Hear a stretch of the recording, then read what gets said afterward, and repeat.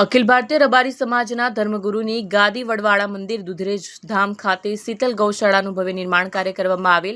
આ સંદર્ભ સમસ્ત રબારી સમાજના ધર્મગુરુ પરમ પૂજ્ય મહામંડલેશ્વર શ્રી કણીરામ બાપુના સાનિધ્ય નીચે સુરત રબારી દ્વારા ગોવંદના યાત્રાનું ભવ્ય આયોજન કરવામાં આવ્યું અને પૂજ્ય શ્રી કણીરામ બાપુ અને શીતલ ગાયના ઠેર ઠેર જગ્યાએ સામૈયા કરવામાં આવ્યા. આ સાથે કણીરામ બાપુએ ગૌહત્યા બંધ કરવામાં આવે, ગાયોને કતલખાને જતી અટકાવવામાં આવે, ગાયને રસ્તા વચ્ચે રઝળતી ના મૂકવામાં આવે તેમજ ગાયને રાષ્ટ્રમાતા જાહેર કરી ગાયની રક્ષા કરવામાં આવે તેવો સંદેશો આપ્યો હતો. જય વડવાળા.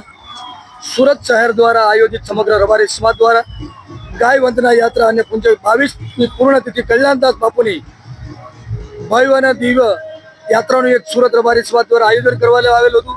એમાં ગોડાદરા, વરાછા, કતારગામ, અમે અમરોલી, છાપરાપટ્ટા વિસ્તાર થઈને મોટા વિસ્તાર વરાછા થઈને સાંજના 7 કલાકે લચકાણા ગામ ખાતે આવેલો દેવાના ફાર્મની અંદર આ યાત્રાની પૂર્ણાહુતિ થશે.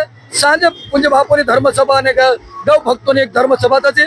સમગ્ર એક મેસેજ પહોંચાડો ભારત દેશની અંદર જે ગાય માતાને રાષ્ટ્રમાતા ઘોષિત કરવા માટે થઈને આ એક અભિયાન ચલાવવા માટે એમાં પૂજ્ય અમારા કલ્યાણદાસ બાપુની પણ ઉપસ્થિત અને સાથે હું અખિલ ભારતીય રબારી સમાજ પ્રમુખ ઉકાભાઈ ખાંભલિયા અને સૌરાષ્ટ્ર રબારી સમાજ વતી હું સમગ્ર સુરત શહેર રબારી સમાજ વતી જે સુરત શહેરમાં યાત્રા ફરીમાં સમગ્ર સમાજે આપણે જે સાથ અને સહકાર પોલીસ કરવા જેની બદલ ખૂબ ખૂબ આભાર માનું છું. જય વડવાળા.